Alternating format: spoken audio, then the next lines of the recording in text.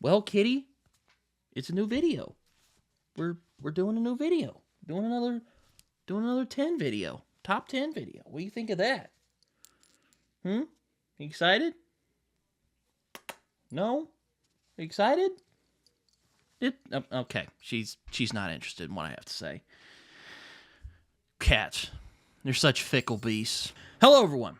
Britton here, also known as Some Okie Dude, and I am back with another video today. A kind of weird amalgamation of a top 10 video / a more personal video where I talk about stuff that has deeply impacted me throughout my life. And for legal reasons, I should note, I got the idea because I watched BookTube Uncle, John Minton, from Talking Story, and his son Jakob, best producer on BookTube, it says so on bathroom walls. They were talking about the 10 artists and storytellers that most impacted Jakob. And I thought, man, I should do something like that. And so I did. So yeah, I'm going to do kind of a similar video to that.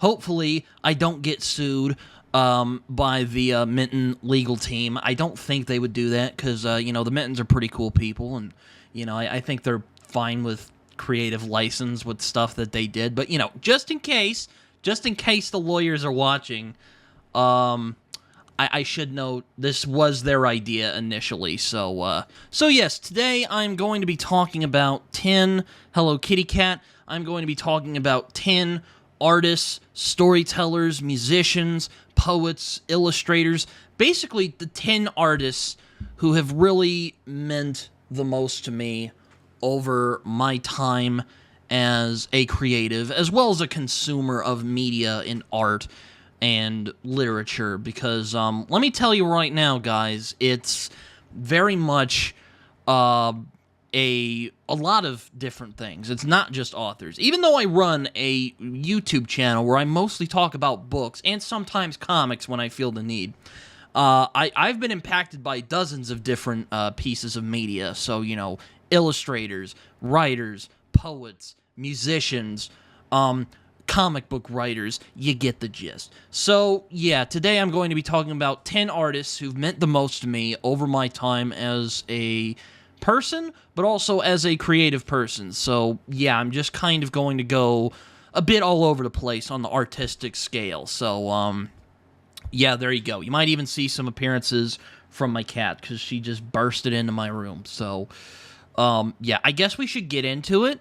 As you can tell, I am in my StreamYard setup, so this probably means it's going to take a minute to get through everything. So, yeah, let's get into it.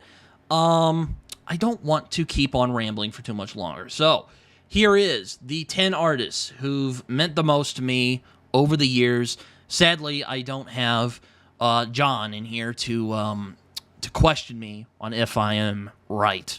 So, I leave it to you guys in the comment section below to do that for me. So, have a frickin' blast. Anyway, let's get to it. So, top 10 artists who meant most to me. I'll admit, this actually was easier to put together than I thought it would be, because, I thought it would be at least a little hard, but it came together pretty quick. I did switch out a couple, because I realized, this means more to me than this meant more to me than that. But, yeah, I should also note that aside from maybe the top 3, this is kind of a randomly ordered. So, all of these artists, writers, musicians, whoever I'm going to bring up in this, are people who have meant a lot to me over the years and have really impacted me the most. So, this is kind of a top 10 authors, but it's kind of a lot more than that. So, yeah. Also, again, thank you, John and Jakob Minton, for giving me this idea. So, okay, enough stalling. Let's get into it. Number 10 is actually a duo, 2 directors, as a matter of fact. I decided to kind of follow Jacob's example a little bit, and also talk about some directors. And the directors I'll bring up first are the Coen brothers, Joel and Ethan Coen. I have loved these two guys' films since I was a kid. And there was always something about that weird combination of these really harsh, dark truths about life with this really zany, kind of goofy sense of humor that's always appealed to me. about the Coen brothers as a duo of directors. And they're also the rare writer-director combo who are really, really, really good at both. Like, they're up there with, like, Quentin Tarantino and Paul Thomas Anderson in terms of these guys can both write and direct with the same amount of efficiency. It is very impressive how they both do it. And also, they're two brothers, so yeah, again, Ethan and Joel, they've done multiple movies together. Some of my favorites include No Country for Old Men, Fargo, A Serious Man, Miller's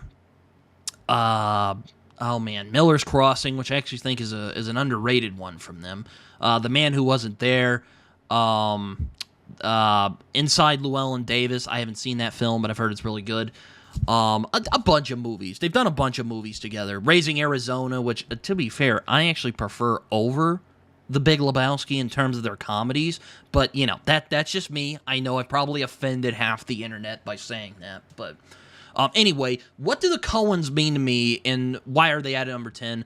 Well, they were one of the first kind of filmmaking duos that I really fell in love with. They were really one of the first directors that I really noticed, like, they had a unique style, they had a unique way of looking at the world, and I really liked watching them work. I don't know if I agree with everything that they say. I say this a lot, but if I agreed with everyone 100% of the time, that would be a little worrying. But anyway, one of the things I really like is how they kind of combine these really dark, harsh truths about life with this real strangely whimsical, almost zany sense of humor. And they can do lighthearted. Like, I'd say that, you know, Raising Arizona is a very lighthearted film. I mean, it definitely has a more hopeful bent than some of their other movies, because I can tell you right now, they get pretty dark, especially in, like, A Serious Man and Fargo. They get pretty dark. And there's also, like, a really biblical... there's a biblical sense to their work that I really admire a lot, and I think is really, really strong. I really don't know what else to say about the Coen brothers, rather than they were really the first directors I fell in love with. I remember the first movie I think I watched from them was actually Oh Brother, Where Art Thou?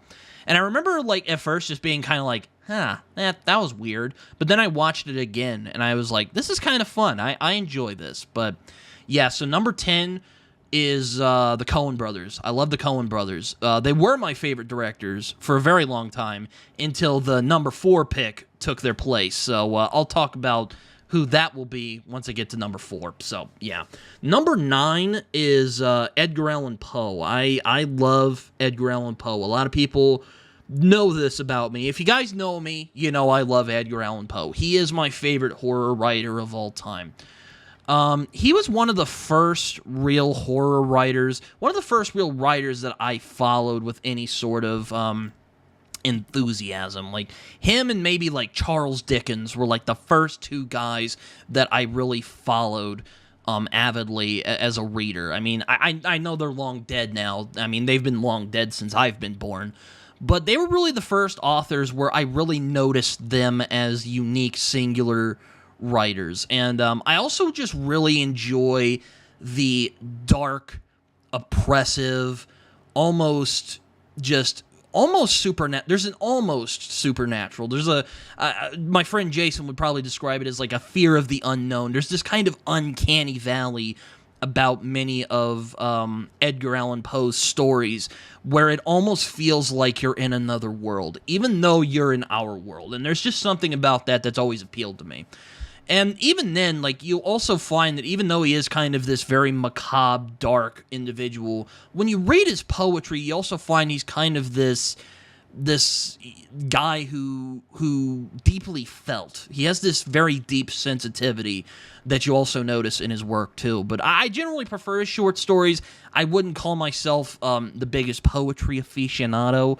I mean, The Raven is a classic, obviously, but I generally prefer his short stories. I really like like I said, I really like the atmosphere. I really like the kind of uncanny valley he brings to everything, and that just really oppressive atmosphere to where you feel like you're in another world. Like, read one of his stories, like The Fall of House of Usher, The Telltale Heart, The Mask of the Red Death. I mean, read all of those, and you'll notice that, like, there's almost this otherworldliness. That's a good term, otherworldliness that you notice with his work, and it's just always appealed to me. And also Edgar Allan Poe kind of started my love affair with horror that has kind of gone to this day.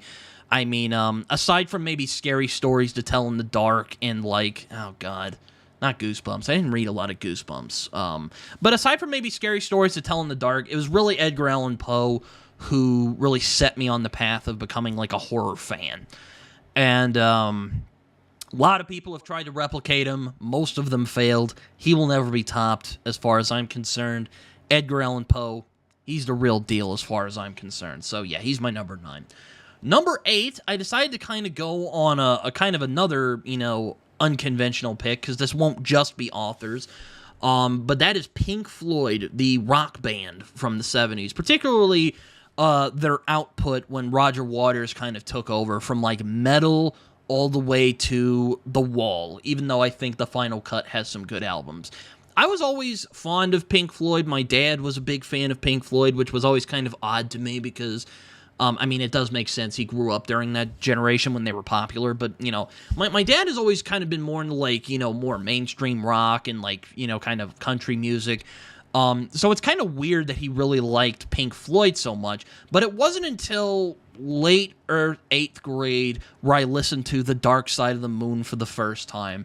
And it's like that meme of Arthur. It's like that Arthur meme where Binky listens to the music and it just, like, opens his horizons. Like, that was me with Dark Side of the Moon. Like, that album, I don't say this very often. Well, I do say it when it comes to, like, favorites. But anyway, this album legitimately changed my life. I mean, it really showed me that there were things that people could do that you really couldn't do anywhere else. It really gave me a keener appreciation for music, and it really showed me that rock can be just as emotional, just as profound, just as meaningful as any other type of music, which I know a lot of people probably, are like, wow, Britton, like, you could probably figure that out now.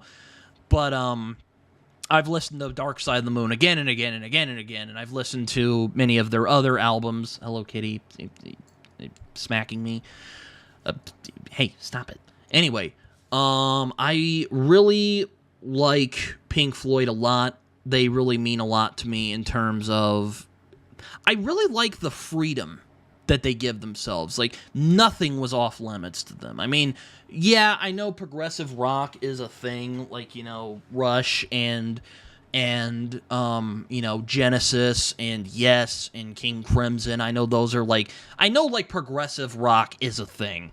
But with Pink Floyd, it almost felt like anything was possible. I mean, it was kind of like, same thing like when I listened to something like To Pimp a Butterfly or A Love Supreme. It's just...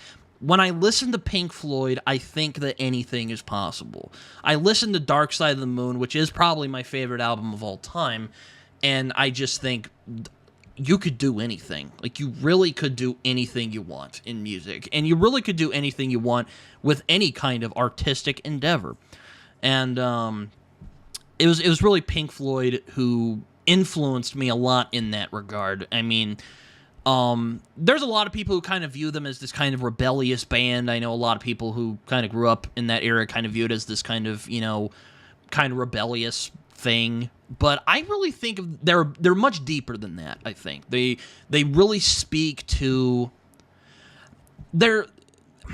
I don't use this word a lot, but if ever rock music was ever sublime, I would say that Pink Floyd is sublime. Especially during that period I mentioned, during the 70s, where they were really at their creative peak. I know a lot of people like the Syd Barrett stuff, and I like it too. I think it's really strange and weird, but, man, they're really lucky they had, like, Roger Waters and David Gilmour together working on these great albums.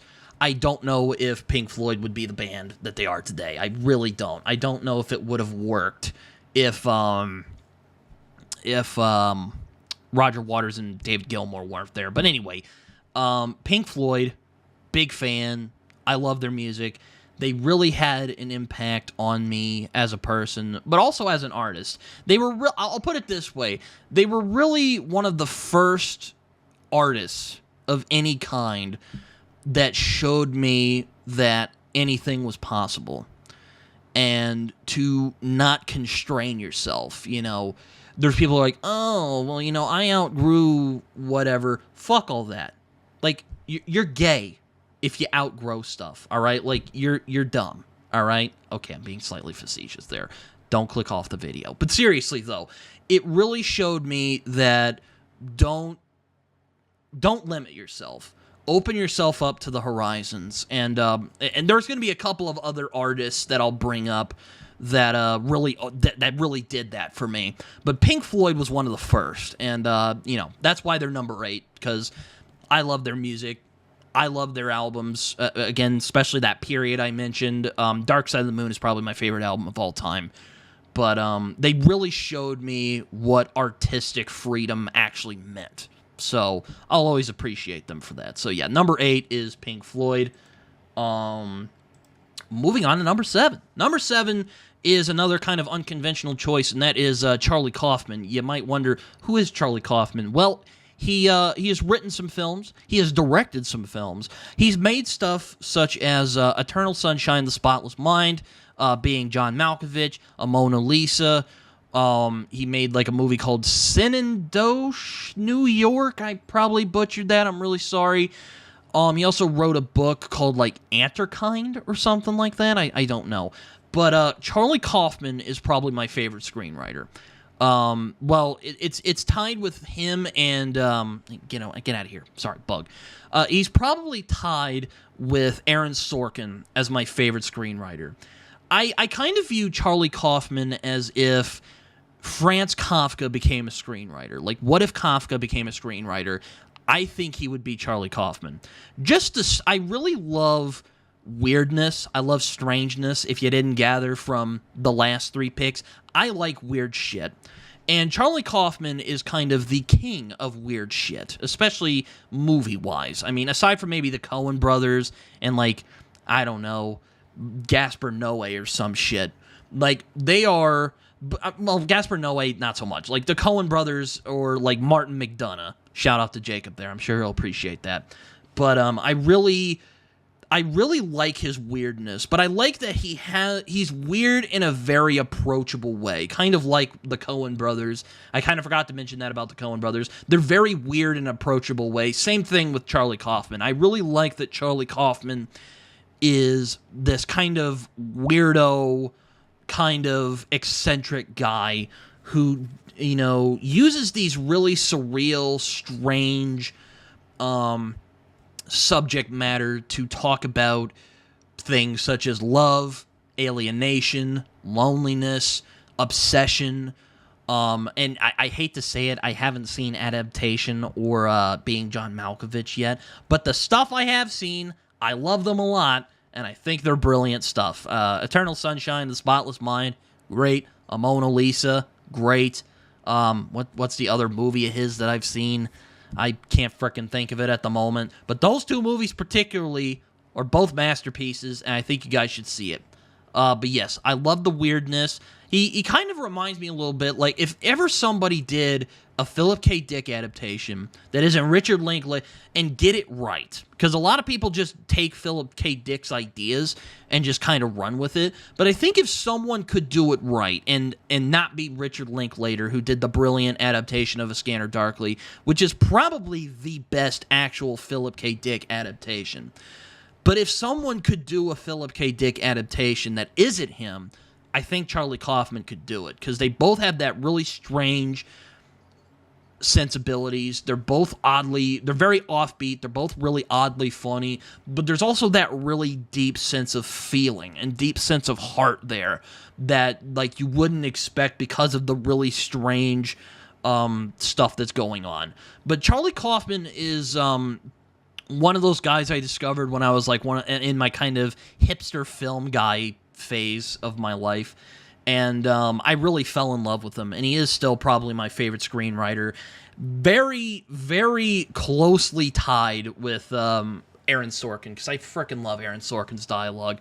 But I don't know if Kaufman has Sorkin beat in terms of dialogue, but in terms of, like, my personal appeal, stuff that really appeals to me as a person, Charlie Kaufman is the guy. I mean, I love Charlie Kaufman. I just, for the reasons I mentioned. I love Charlie Kaufman.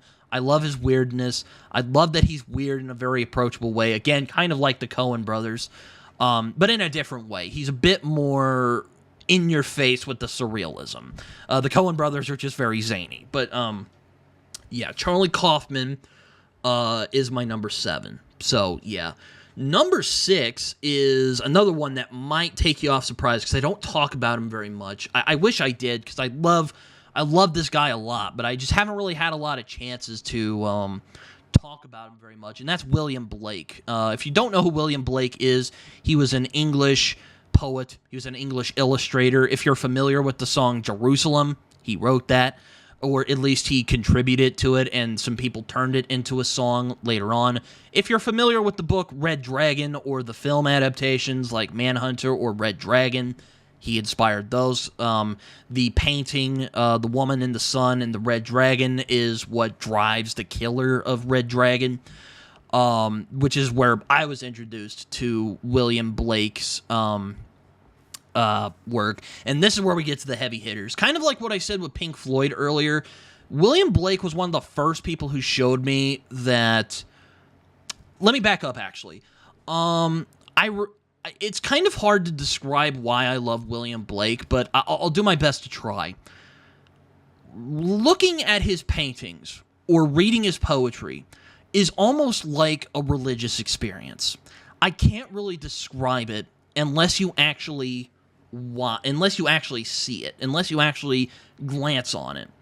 Because when you look at his paintings, there's almost this sense of terror, but also a sense of awe that one guy with very limited resources. I mean, he was educated, and he did work at he was a printer for a very long time, but very limited resources, could come up with all of the paintings and the weird mythology that he came up with. I mean, really, if you want to think of the people who really started fantasy kind of as we know it today, I mean, William Blake was one of those guys. He was one of the first people who really created his own mythic world. I mean, with all due respect with J.R.R. Tolkien, he was one of the first who really created his own fantasy world. And he kind of used these weird Gnostic ideas he had, along with Christian symbolism, to create this really bizarre mythos with his poetry and paintings. I more appreciate his paintings than his poetry, because, again, not a big poetry guy. But his paintings, though, are... really, I would describe them as the definition of sublime. Like, there's almost this terror when you look at them, but you're just completely in awe that one guy did all that, in a weird way. And again, kind of like with Charlie Kaufman, I really like William Blake's weirdness. And in a sense, kind of like what I mentioned with Pink Floyd earlier, William Blake was one of the first people who really showed me to not reject imagination, but to embrace it, to really take on imagination and jump into imagination with both feet intact. Of course, his poetry is really well beloved, like The Tiger. If you're familiar with stuff like Watchmen or Red Dragon, like I mentioned earlier, you'll probably recognize The Tiger, which is probably his most famous poem. But I really love the imagination, really. Really, if there's things that appeal to me, it's weirdness and imagination. And, I mean, William Blake had both of those in spades. I mean, the dude was kind of the village eccentric. He bucked even against the people of his time. Even when he agreed with them, he had his different implementation of what he thought. And to paraphrase my number one pick, he mentioned that, in a way, William Blake had this fervent belief that the things that happened inside of his head, the things that he saw in his imagination, were just as, if not more important than the things that we see in the real world. And that is definitely something that I identify with as a creative person. And like I said, kind of with Pink Floyd earlier, William Blake was one of the first who really kind of freed my imagination as a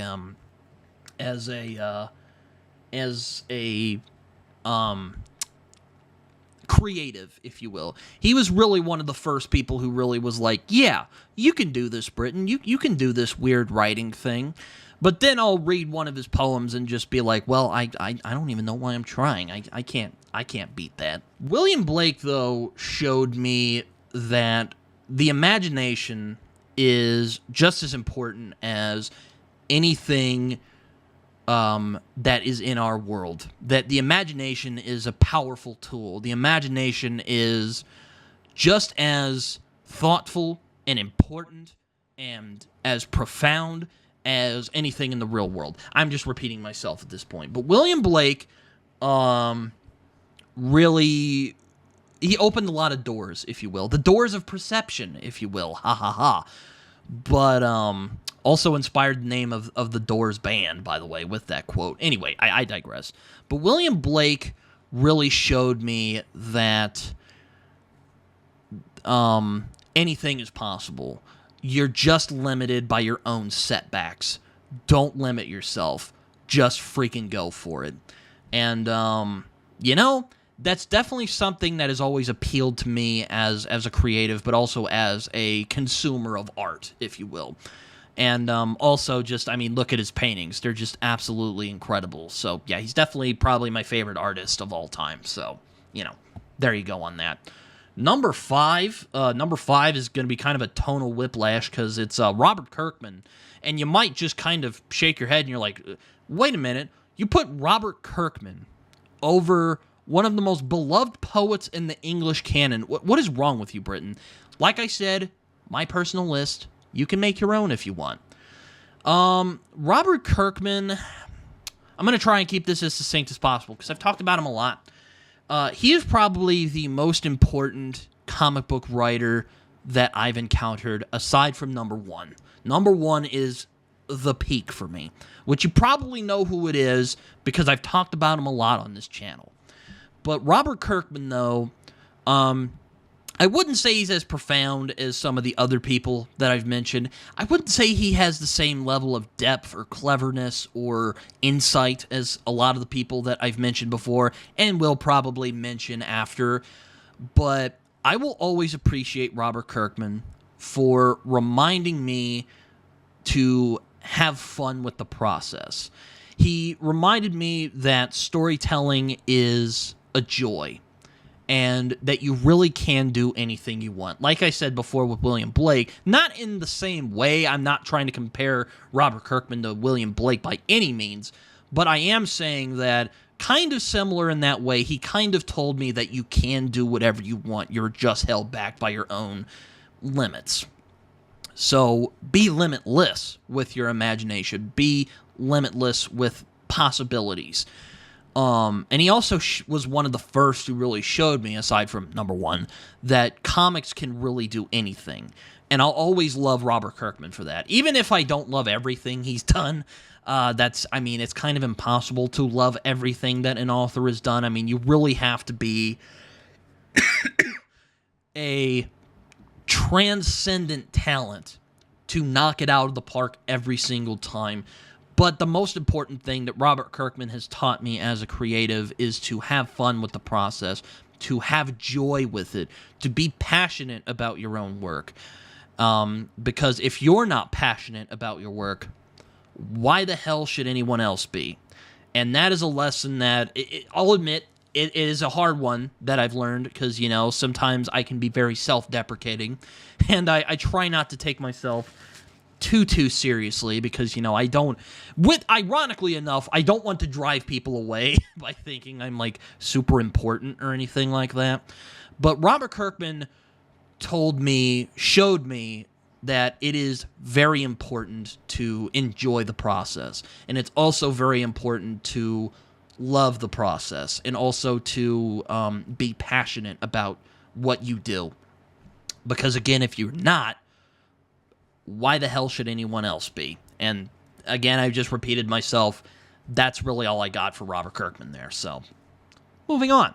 Number 4 is my favorite director of all time, and that is Stanley Kubrick. Yes, the Coens were my favorite directors for a long time, but then I thought, yeah, what's had the more profound effect on me? And I would probably say Kubrick is the better director, in my opinion, because he's had the more profound effect on how I view art, how I view storytelling, and how I view creation, really. And again, kind of like with Pink Floyd and William Blake, Stanley Kubrick was one of those guys who had this really unique way of looking at the world around him. And a lot of people say a lot of things about him. They say he's too cynical. They say he's too dark. They say he's too nihilistic. I disagree. I'm not saying he's secretly an optimist. I definitely will give people that he is pessimistic in a lot of his works. But there's also a lot of joy in his work that you might not catch the first time around. And there's also, kind of like what I said with Pink Floyd and William Blake, he also showed me the possibilities of what I could do with any sort of art form whatsoever. I mean, his chosen profession was filmmaking. And, of course, every genre he did, whether it be science fiction, black comedy, erotic thriller, dystopian, crime, whatever the hell A Clockwork Orange is, and he mastered them all. And the war film, Full Metal Jacket and Paths of Glory, he took every single one of those genres, horror films, and mastered them all and showed this is what you can do. And kind of like what I mentioned with Edgar Allan Poe earlier, there's almost this sense when you watch his movies that you're in another world, that you're in another plane of existence, that you're not quite on Earth. My mouth is getting dry. Let me take a drink real quick.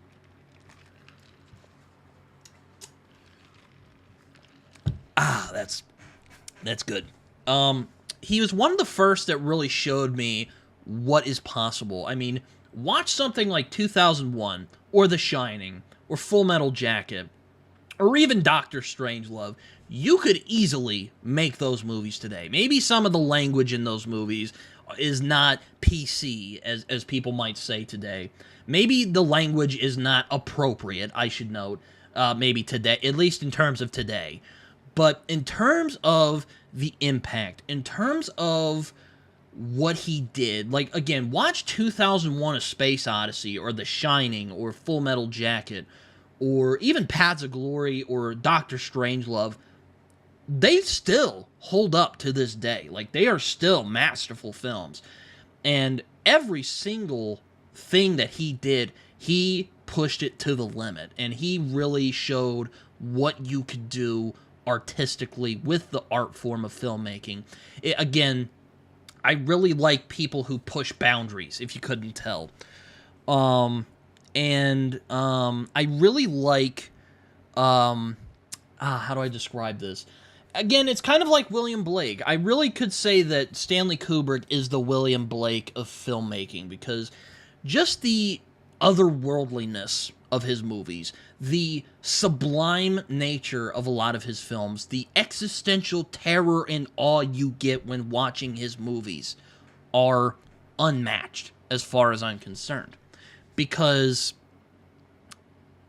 it's an experience. I hate to say that, because, again, that's kind of like what the hell does that... It's like a nothing term, but I really do mean it when I say that watching Kubrick's films are kind of like... It's like a spiritual experience.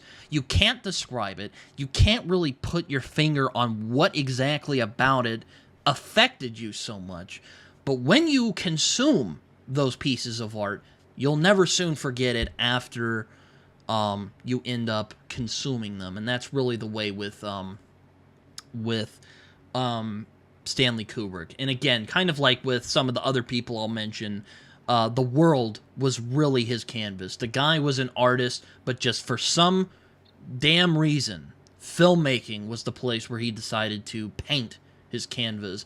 And I will always be grateful that he ended up making the films that he got the chance to make. I know that he did not treat the people he worked with very well, but the results speak for themselves. I hate to say it. I'm not trying to sound like I'm justifying abusive behavior, but I hate to say it, but the results speak for themselves. What can I say? The Stanley Kubrick is on another level entirely, and my favorite director of all time. Really showed me that art is boundless in film. In film, he showed that for me.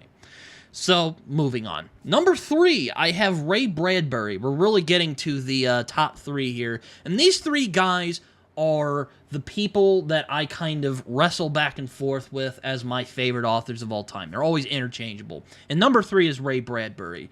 I discovered Ray Bradbury when I was in middle school. I read stuff like The Sound of Thunder when I was in the 8th grade. And kind of like with Robert Kirkman, I don't know if I'd say that Ray Bradbury is the most insightful, the cleverest, the deepest, the keenest out of all of the creators that I'm talking about today. Though I do think he does have a wealth of insight, a wealth of depth, a wealth of whatever you want to say.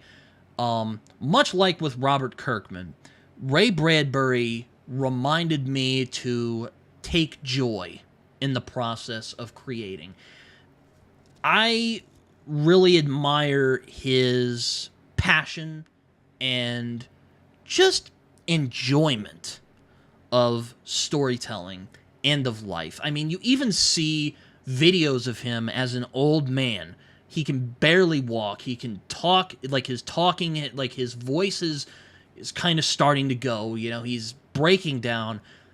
But when he starts talking about storytelling and life and what it means to live, to love, to enjoy, the man would light up like a bulb. And really, there is no other way to put it rather than, like with Robert Kirkman, not Stanley Kubrick. Like with Robert Kirkman I mentioned earlier, Ray Bradbury showed me that it's good to enjoy what you're doing, that it's okay to enjoy what you're doing, and to be passionate about what you're doing. Because again, if you're not passionate about what you're doing, you're not going to attract many other people to your work. It's just going to make people go like, well, what makes this guy so special? And that's what made Ray special in that way, because he was so passionate, because he was so intensely energetic when it came to the thing that he loved, which was the craft of storytelling. And, I mean, there are certainly writers today who kind of have that spark, like Stephen King is one that I like to point to. But someone like Ray Bradbury, he's an animal that you can't really replicate in terms of his impact, but also in terms of the passion and love that he brought. Few others will be able to match him. And I can't really say much more aside from that. Really love Ray Bradbury a lot. So, yeah. Moving on. Number 2, you know it, you love it. I've talked about him a lot. I can't shut my mouth about this guy. It's Cormac McCarthy. You know who it is. I mean, how can it not be Cormac McCarthy? You guys are probably thinking he was either going to be number 2 or number 1, aside from the other guy that I can't shut the hell up about. Who is number 1, by the way. You know it's number 1. If it's not Cormac McCarthy, it's the other guy. But anyway, Cormac McCarthy, number 2. Man, where to start with this guy? I remember reading The Road when I was about, I was maybe 9 or 10 years old. It was a bit, I probably shouldn't have read The Road, to be honest with you guys. It's a very dark and disturbing book at times. There's a lot of mentions of cannibalism and hurting people and shooting people and bits getting chopped off, not your testicles, but thankfully, just your appendages, your arms and legs and stuff, just arms and legs getting chopped off, and violence and murder. But there's a real dark beauty in Cormac McCarthy's stuff that I really love, that I really adore. I've talked about it a lot. I've mentioned it in some videos. I did a video commemorating his passing a few years ago, and then about a year ago, I can't even believe it, it's been 2 years since he passed away as of the recording of this video. But really sad. And also I made a video with some friends of mine who love Cormac McCarthy just as much as I do, talking about his impact on us and what he meant to us as a creative. Kind of like with William Blake or Stanley Kubrick or, Edgar Allan Poe. What a creative force this guy was. I mean, this man really showed the depths of the English language to me. He really opened up my mind to a new world, and also showed that there is a beauty in darkness, but also there is a point to fighting off the darkness, to hold on to that inner light, to carry the fire, as they would put it in The Road. He also exposed me to ideas like genocide and war and existential despair and what it means to actually have hope. A lot of people say that Cormac McCarthy is really dark and nihilistic and violent, and he can be, for sure. I mean, I don't think Blood Meridian is a very hopeful book, but I do think that of all the authors I have read, Cormac McCarthy really knows what it meant, really knew what it meant, I should say, because he's no longer with us, what it meant to hold on to hope.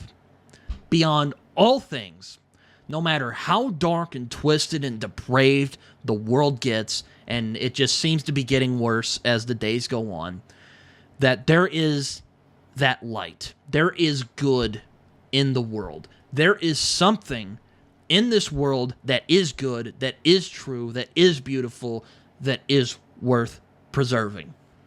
And few other authors have really spoken to that innermost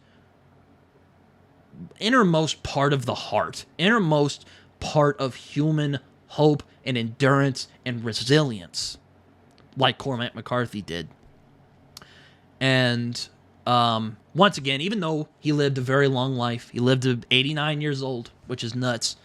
I was the same age my great-grandfather died. Anyway, kind of crazy that he... I mean, not to say it's like a great tragedy he was taken from us too soon. I mean, he was an old man when he passed away. But it does make me really sad that we no longer have him in the world among us.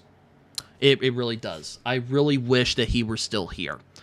Because, man, we need his brand of hard-earned hope and resilience in the face of overwhelming odds, because that's kind of the world we're in right now, to be honest with you guys. But McCarthy speaks to that, and he really speaks to that part of myself, because, I've seen darkness in my life. I have definitely seen, not the worst that human beings can do, because let me tell you right now, I definitely have not seen the worst that human beings can do, but I have seen cruelty, and I have seen pain, and I have wondered, why the hell are we here? What the hell are we doing? What is our purpose in all this? And McCarthy, among all the other authors that have spoken about this very thing, he's the one who really spoke the most to me about that very thing. And I'll always appreciate that. And like I said, I made 2 videos kind of talking about this very subject. So, you can feel free to, watch that if you want. Watch those. I'll link them down below. You guys can watch them. But out of all of the authors that have taught me about resilience and holding on to hope despite all things, that isn't like the Bible, it's probably Cormac McCarthy. I know that's crazy. I know some religious people who follow me are probably going to think I'm crazy.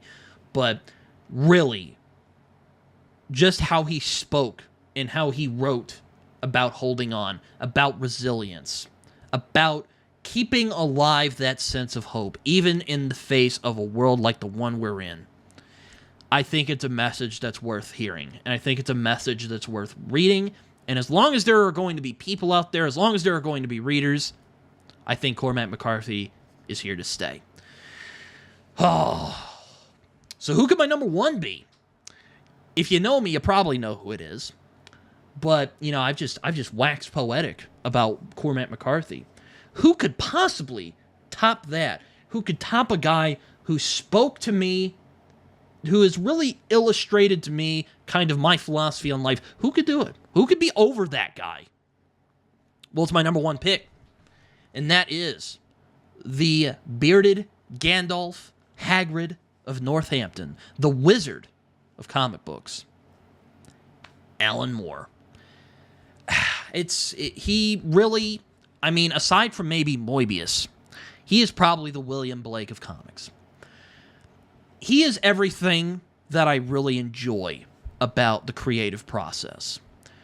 Much like William Blake, he takes the imagination as seriously and as profoundly, with the immense depth of seriousness that anyone else could about things that happen in the real world.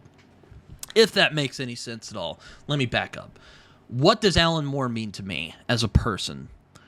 Well, he was the guy, aside from Robert Kirkman, who showed me what comics could do as a medium, but he also showed me, kind of like what I mentioned with Pink Floyd, what I mentioned with William Blake, what I mentioned with Stanley Kubrick, he showed me what was possible.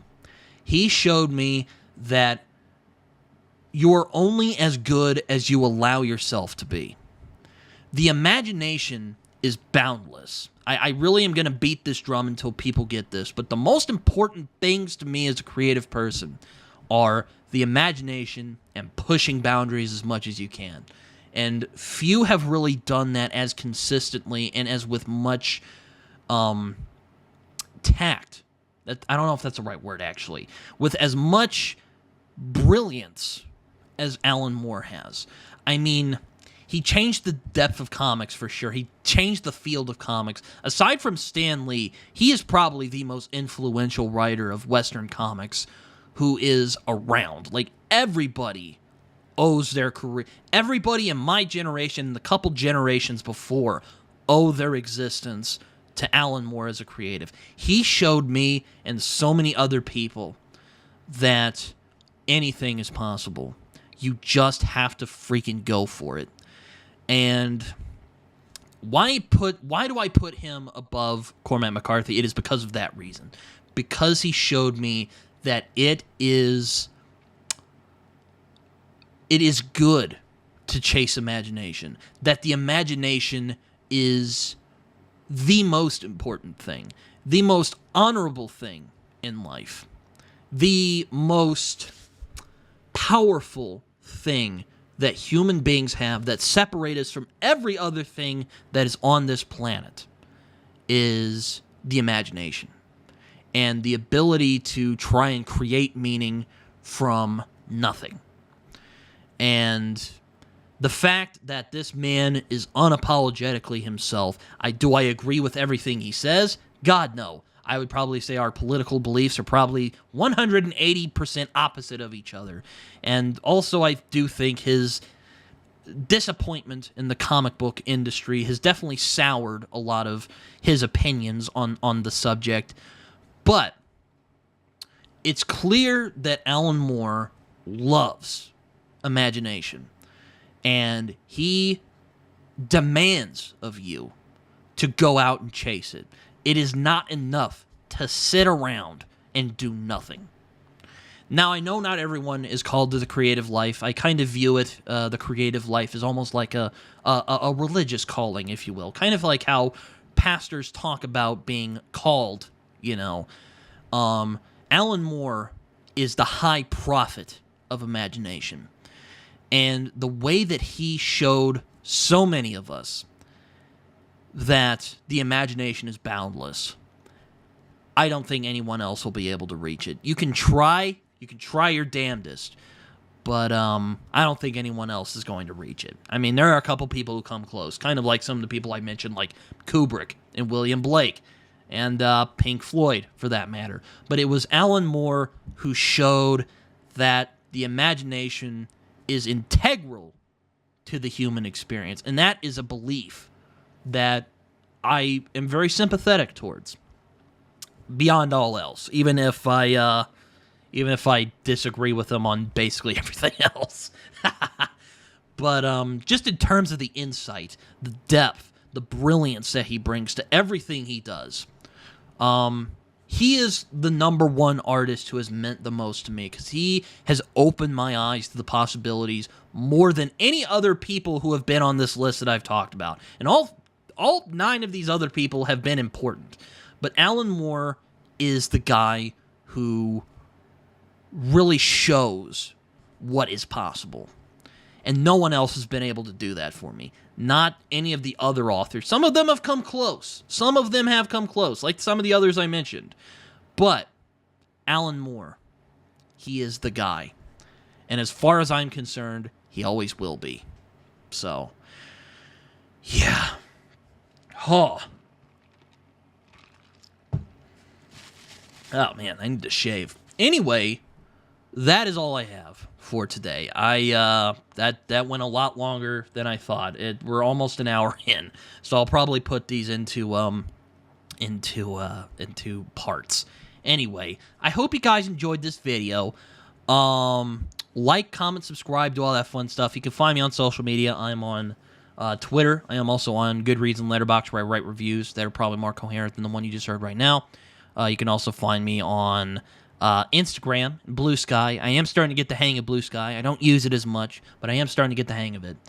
Of course, like, comment, subscribe, as my booktube uncle, John Minton, likes to say. Feels good when you do so. You feel a little something when you press that subscribe button. And if any of you are interested in this topic, this isn't really a tag, but if any of you would like to do something kind of like this, you have my express permission. Go frickin' nuts. I mean, this was something I had wanted to do, kind of in a... I thought of maybe doing this in like a top 10 author kind of way, but after watching Talking Stories video, I thought it would be really cool to talk about the artists who have meant the most to me as a human being. So hopefully you guys enjoyed this. I will put bullet points down below, so if you guys want to kind of skip around a little bit, you can do that. But yeah, that's really all I have for today. I hope you guys enjoyed this video, and until next time, I'll see you guys later.